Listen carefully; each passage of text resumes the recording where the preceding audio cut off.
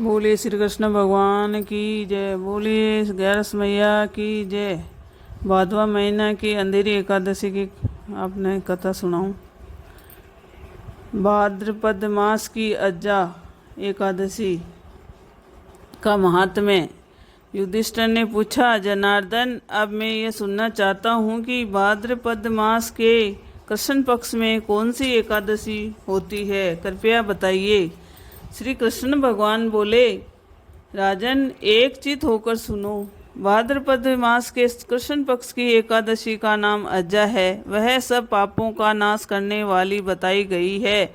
जो भगवान ऋषिकेश पूजन करके इसका व्रत करता है, उसके सारे पाप नष्ट हो जाते हैं। पूर्व काल में हरिश्चंद्र नामक एक विख्यात चक्रवर्ती राजा हो गए, जो समस्त भूमंडल के स्वामी और सत्य प्रतीक थे। एक समय इस किसी क्रम का फल भोग प्राप्त होने पर उन्हें राज्य से भ्रष्ट होना पड़ा। राजा ने अपनी पत्नी और पुत्र को बेचा, फिर अपने को भी बेच दिया। पुण्यात्मा होते हुए भी उन्हें चांडाल की दास्ता करनी पड़ी। वे मुर्दों का कफन लिया करते थे। इतने पर भी नृपश्रेष्ठ हरिश्चंद्र सत्य से विचलित नहीं हुए। इस प्रकार चांडाल की दास्ता करते करते उनके अनेक वर्ष व्यतीत हो गए। इससे राजा को बड़ी चिंता हुई। वे अत्यंत दुखी होकर सोचने लगे, क्या करूं, कहाँ जाऊं, कैसे मेरा उद्धार होगा। इस प्रकार चिंता करते करते वे शोक के समुद्र में डूब गए। राजा को आतुर जानकर कोई मुनि उनके पास आए। वे महर्षि गौतम थे।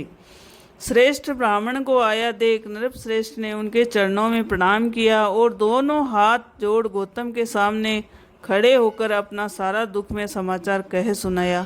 राजा की बात सुनकर गौतम ने कहा, राजन, भादों के कृष्ण पक्ष में अत्यंत कल्याणमयी अज्जा नाम की एकादशी आ रही है, जो पुण्य प्रदान करने वाली है। इसका व्रत करो, इससे पाप का अंत होगा। तुम्हारे भाग्य से आज के 7वें दिन एकादशी है। उस दिन उपवास करके रात में जागरण करना।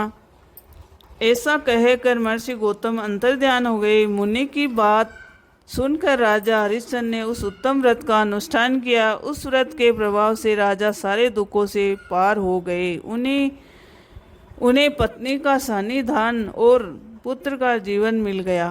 आकाश में दुंदुभियां बज उठी। देवलोक से फूलों की वर्षा होने लगी। एकादशी के प्रभाव से राजा ने अकंटक राज्य प्राप्त किया और अंत में वे पुरजन तथा परिजनों के साथ स्वर्गलोक को प्राप्त हो गए। राजा युधिष्ठिर, जो मनुष्य ऐसा व्रत करते हैं, वे सब पापों से मुक्त हो स्वर्गलोक में जाते हैं। इसके पढ़ने और सुनने से अश्वमेध यज्ञ का फल मिलता है। बोले श्री कृष्ण भगवान की जय।